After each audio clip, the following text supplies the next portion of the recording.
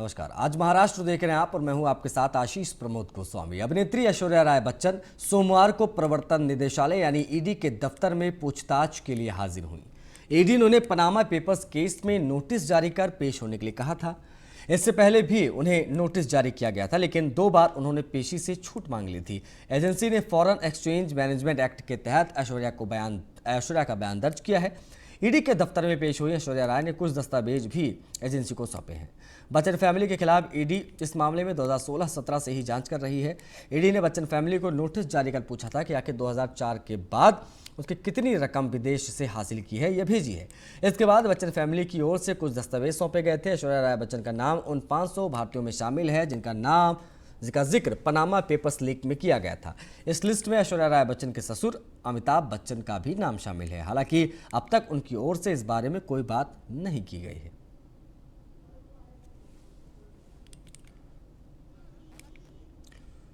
देश में ओमिक्रॉन का संकट बढ़ रहा है, लेकिन कोरोना से ध्यान हटाना भी घातक हो सकता है।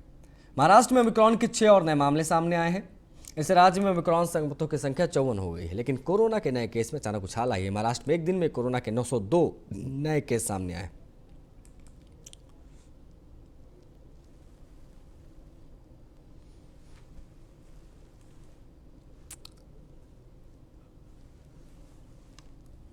कोरोना वायरस के ओमिक्रॉन के फैलने की आशंका के बीच बृहन मुंबई नगरपालिका के आयुक्त इकबाल सिंह चहल ने क्रिसमस त्योहार और नए साल के दौरान सभाओं और पार्टियों में बचने की अपील की है।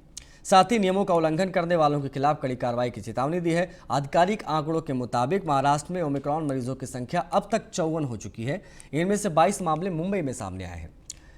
चहल ने कहा कि कोरोना की संभावित तीसरी लहर को रोकने के लिए सरकार और प्रशासन द्वारा बार बार अपील की जा रही बावजूद अधिकतर स्थानों पर दिशा निर्देशों को ठीक से पालन उनका नहीं हो रहा है। विशेष रूप से शादी समारोह और अन्य समारोहों और ऐसे आयोजनों में बढ़ती भीड़ को रोकने की आवश्यकता है।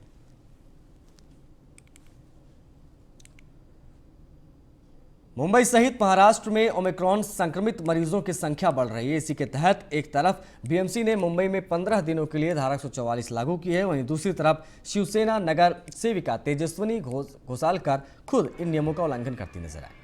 शिवसेना नगर सेविका तेजस्वी अभिषेक घोसालकर द्वारा गणपत पाटिल नगर गली में 14 में 1 मंजिला शौचालय का उद्घाटन माटा सभापति विनोद घोसालकर के हाथों किया गया। इस शौचालय उद्घाटन कार्यक्रम में बड़ी संख्या में लोगों का जमावड़ा देखने को मिला। इस कार्यक्रम में लोगों ने मास्क तक नहीं पहना था।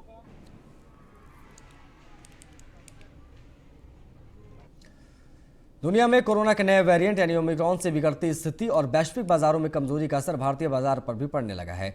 बाजार में आई इस गिरावट के मार्केट कैप में 9.49 लाख करोड़ रुपए की कमी आई। हफ्ते के पहले दिन सेंसेक्स 1700 से ज्यादा अंक टूटकर 55,200 के करीब पहुंच गया।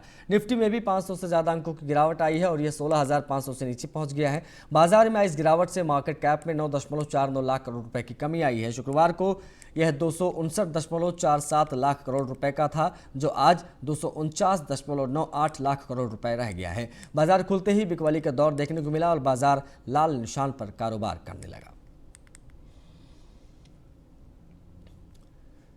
केंद्रीय गृह मंत्री अमित शाह महाराष्ट्र में 2 दिन के दौरे पर थे। इस दौरान रविवार को पुणे में अमित शाह ने महाराष्ट्र की महाविकास आघाड़ी सरकार पर तगड़ा निशाना साधते हुए महाराष्ट्र सरकार की कड़े शब्दों में निंदा की। महाराष्ट्र की आघाड़ी सरकार 3 पहिए वाली ऑटो रिक्शा है, जिसके तीनों पहिए अलग अलग दिशा में है और तीनों पहिए पंक्चर है, जो चलती ही नहीं, सिर्फ धुआं बाहर निकालती और प्रदूषण बढ़ाती है। महाराष्ट्र की आघाड़ी। शिवसेना सांसद संजय राउत ने सोमवार को दिल्ली में कहा है कि केंद्रीय गृह मंत्री अमित शाह का यह दावा कि वास्तविकता से बहुत दूर है कि उन्होंने और पीएम मोदी ने स्पष्ट कर दिया था कि 2019 के विधानसभा चुनाव के बाद बीजेपी के देवेंद्र फडणवीस ही महाराष्ट्र के मुख्यमंत्री बनेंगे।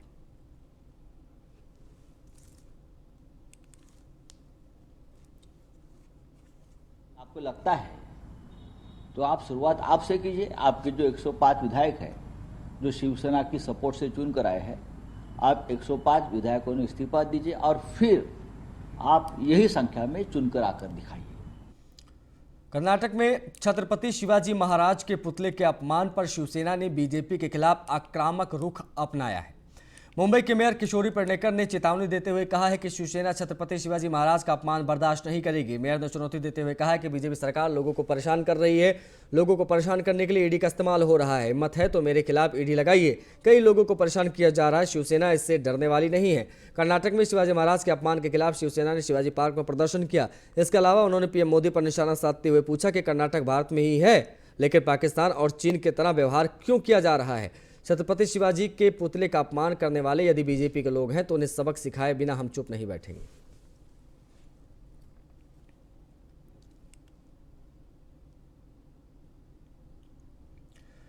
महाराष्ट्र के मंत्री नवाब मलिक ने अपने खिलाफ जांच के लिए सरकारी एजेंसियों के गलत इस्तेमाल को लेकर एक बार फिर से विपक्ष पर हमला बोला है। उन्होंने पूर्व मुख्यमंत्री देवेंद्र फडणवीस पर निशाना साधते हुए कहा है कि पूर्व मुख्यमंत्री केंद्रीय एजेंसियों को मेरे खिलाफ कार्रवाई करने के निर्देश देने में काफी दिलचस्पी दिखा रहे हैं। इससे पहले रविवार को नवाब मलिक ने दावा किया था कि कुछ सरकारी मेहमान उनके आवास पर आएंगे।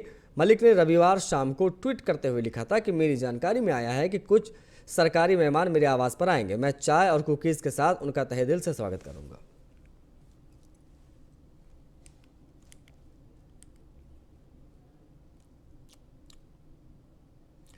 महाराष्ट्र में ओबीसी आरक्षण की स्थिति और एसटी कर्मियों प्रदर्शन पर महाराष्ट्र विधान परिषद के विपक्ष नेता प्रवीण दरेकर से खास बातचीत की है हमारे संवाददाता धमशील सावंत ने। देखिए, नेता प्रवीण दरेकर सर हमारे साथ है, हम उनसे कुछ जान लेते हैं। सर, ओबीसी आरक्षण को लेकर जो सवाल खड़ा हुआ है, राज्य सरकार कामयाब नहीं हो रहा है, ये पीड़ा है। राज्य सरकार की दानत ही ओबीसी को आरक्षण देने की नहीं है, क्योंकि हम लोग जो देवेंद्र फडणवीस साहब ने कई मार्गदर्शक सूचनाएं सरकार को की थी, उसमें से 4-5 डिस्ट्रिक्ट छोड़ के सबको आरक्षण मिलता था और 4-5 डिस्ट्रिक्ट को बाद में हम जल्दबाजी में इंपेरिकल डाटा कलेक्ट करके ट्रिपल टेस्ट करके दे सकते थे। लेकिन ये सरकार की भावना ओबीसी समाज के प्रति नहीं है, इसलिए आप देखोगे जो ऑर्डिनेंस निकाला वो ऑर्डिनेंस कोर्ट को अभिप्रेत नहीं था, वो टिका नहीं। ऑर्डिनेंस निकालने के पहले ही सुप्रीम कोर्ट ने बताया था कि ट्रिपल टेस्ट की आवश्यकता है, ओबीसी आयोग गठित करो, इंपेरिकल टेस्ट करो, लेकिन वो किया नहीं। 9 महीना गया तो भी कुछ किया नहीं, और अभी वो इंपेरिकल डाटा के लिए 5 कोटी देती है जो 200-300 कोटी की आवश्यकता है। तो मुझे लगता है सरकार की भावना ओबीसी के प्रति अच्छी नहीं है और उसके लिए ओबीसी का राजकीय आरक्षण गया। यह सब पाप, यह सब जिम्मेदारी महाविकास आघाड़ी सरकार की है। स्वास्थ्य विभाग में भर्ती, महाडा और शिक्षक पात्रता परीक्षा में हुए घोटाले को लेकर गिरफ्तार किए गए महाराष्ट्र राज्य शिक्षा परिषद के आयुक्त तुकाराम सुपे के घर पुणे पुलिस ने छापेमारी की है। इस छापेमारी में पुलिस ने 1.5 करोड़ रुपए से ज्यादा के कैश और 1.5 किलो सोना सीज किया है। टीटी परीक्षा में 800 उम्मीदवारों के नंबर बढ़ाने के लिए तुकाराम सुपे और शिक्षा विभाग के तकनीकी सलाहकार अभिषेक सावरिकर के 4 करोड़ 20 लाख रुपए दिए जाने की जानकारी पुलिस को मिली थी।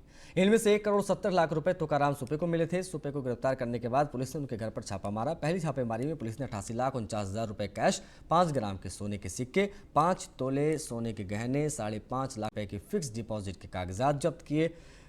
इस तरह से कुल 96 लाख रुपए की कीमत के कैश और गहने बरामद किए गए हैं। पुलिस रेड से पहले ही सुपे की पत्नी और साले ने कुछ रकम कहीं और छिपा दिए थे।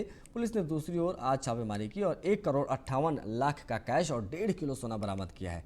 ये सुपे की बेटी और दामाद के पास से बरामद किया गया है। पुणे पुलिस आयुक्त अमिताभ गुप्ता ने इस छापेमारी के बारे में जानकारी दी। इस मामले में कई जगहों पर छापेमारी की गई है। फिलहाल पुलिस की जांच प्रश्न पत्र लीक होने के मामले तक ही सीमित है। अलग अलग जानकारियों के आधार पर तफ्तीश हो रही है।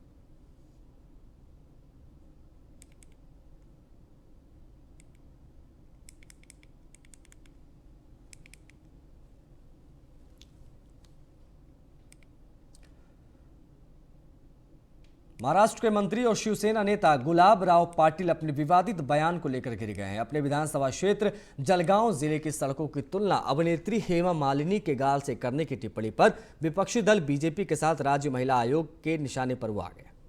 विधान परिषद में विपक्ष के नेता प्रवीण दारेकर ने कहा है कि पाटिल के खिलाफ महिलाओं को बदनाम करने के लिए ऐसा केस किया जाना चाहिए।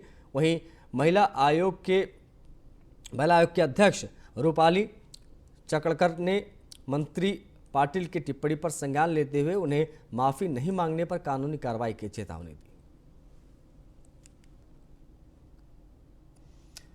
यवतमाल ग्रामीण पुलिस ने एम्बुलेंस द्वारा हो रही गुटखा तस्करी का पर्दाफाश किया। एम्बुलेंस से गुटखा के 4 बैग जब्त किए गए हैं। पुलिस ने इस मामले में 3 आरोपियों को गिरफ्तार कर लिया है।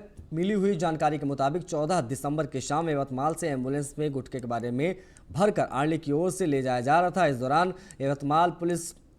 यवतमाल ग्रामीण पुलिस को इसकी भनक मिली और उसके बाद आड़मार्ग के पास किन्ही गांव के पास एम्बुलेंस को रोका गया। इसकी तलाशी ली गई, जिसमें से प्रतिबंधित गुटखा बरामद हुआ।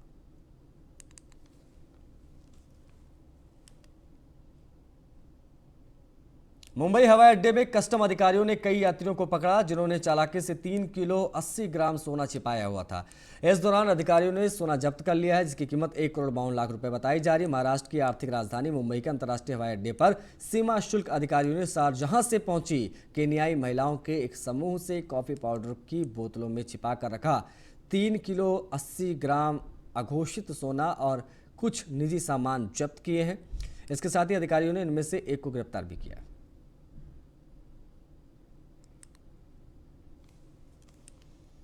महाराष्ट्र के बीड में कथित तौर पर 250 से ज्यादा कुत्तों को मारने वाले 2 बंदरों को वन विभाग ने पकड़ लिया। यह घटना सोशल मीडिया पर तेजी से वायरल भी हो रही है। कई रिपोर्ट्स में दावा किया गया है कि कुछ कुत्तों ने एक बंदर के बच्चे को मार दिया था, जिसके बाद कुत्तों से बदला लेने के लिए बंदरों ने कथित तौर पर करीब 250 पिल्लों को मार दिया। यह घटना सोशल मीडिया पर भी तेजी से वायरल हो रही है।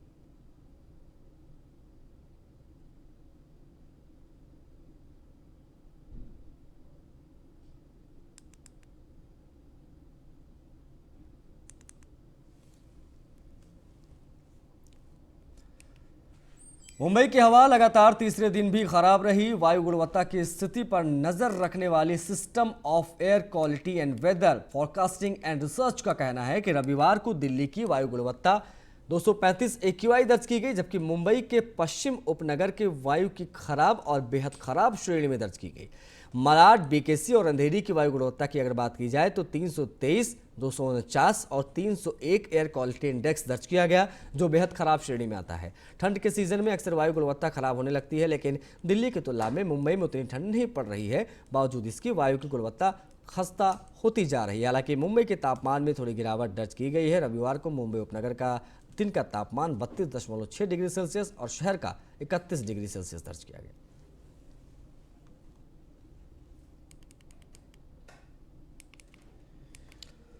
पोर्नोग्राफी मामले में नाम आने के महीनों बाद उद्योगपति राज कुंद्रा इस मामले पर अपनी बात रखी और इसे विछंड कहा है कि सोशल मीडिया पर एक बयान जारी करते हुए राज ने पॉर्न कंटेंट के प्रोडक्शन या डिस्ट्रीब्यूशन से अपने जुड़े होने की बात को खारिज कर दिया।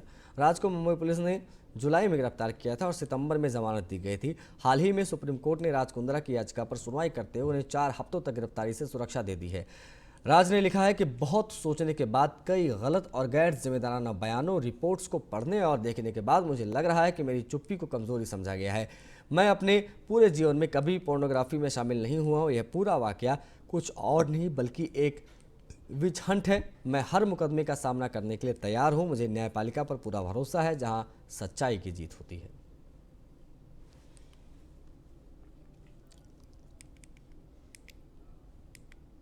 अभिनेता अरमान कोहली को बॉम्बे हाईकोर्ट से बड़ा झटका लगा है। ड्रग्स केस में गिरफ्तार हुए एक्टर अरमान को बॉम्बे हाईकोर्ट ने जमानत देने से मना कर दिया।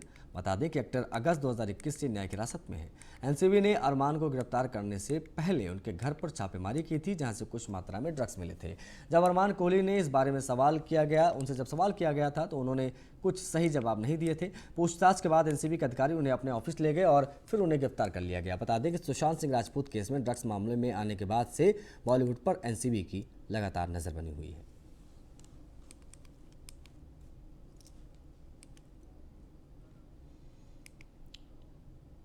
अभिनेत्री दीपिका पादुकोण और अभिनेता सिद्धांत चतुर्वेदी की फिल्म गहराइयां का टीजर रिलीज कर दिया गया है। इस बात की जानकारी दीपिका ने खुद फिल्म का टीजर सोशल मीडिया पर फैंस के साथ शेयर करके दी।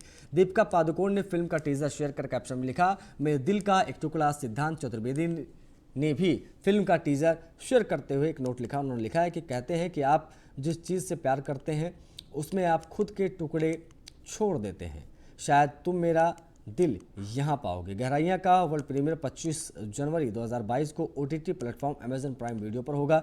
इस रोमांटिक नोयर ड्रामा फिल्म में दीपिका सिद्धांत के अलावा अनन्या पांडे, धैर्य करवा, रजत कपूर, नसरुद्दीन शाह भी लीड रोल में नजर आएंगे। गहराइयाँ की कहानी एक रिलेशनशिप ड्रामा है जो कॉम्प्लेक्स मॉडर्न रिलेशनशिप्स की गहराइयाँ, एडल्टिंग, लेटिंग गो और किस के लाइफ पाथ पर कंट्रोल करने के इन सब बातों को इर्द गिर्द घूमती है।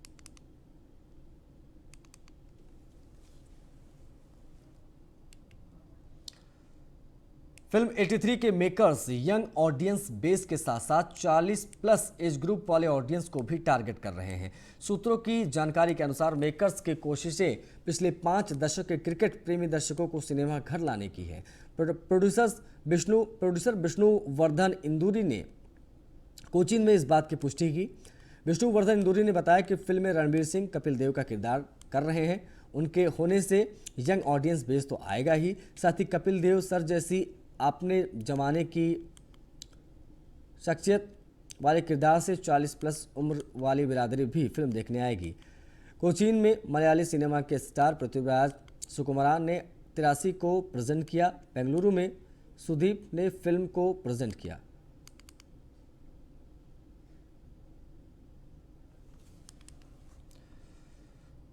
सलमान खान हाल ही में साउथ के पॉपुलर डायरेक्टर SS राजमौली की अपकमिंग फिल्म RRR के प्री रिलीज प्रमोशनल इवेंट में पहुंचे थे। इस इवेंट के दौरान सलमान खान ने 2015 में रिलीज हुई अपनी हिट फिल्म बजरंगी भाईजान के सीक्वल की अनाउंसमेंट भी कर दी। बजरंगी भाईजान 2 की कहानी SS राजमौली के पिता KV विजेंद्र प्रसाद लिखेंगे। विजेंद्र प्रसाद ने ही बजरंगी भाईजान की स्टोरी लिखी थी। फिल्म को कबीर खान ने डायरेक्ट किया था।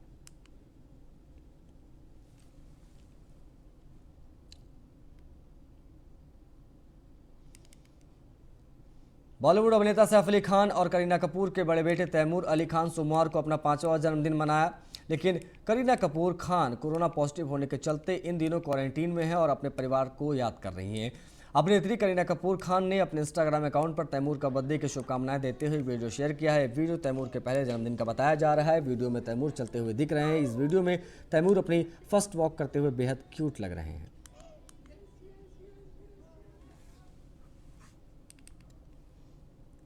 इसी के साथ इस बुलेटिन में फिलहाल इतना ही। नमस्कार।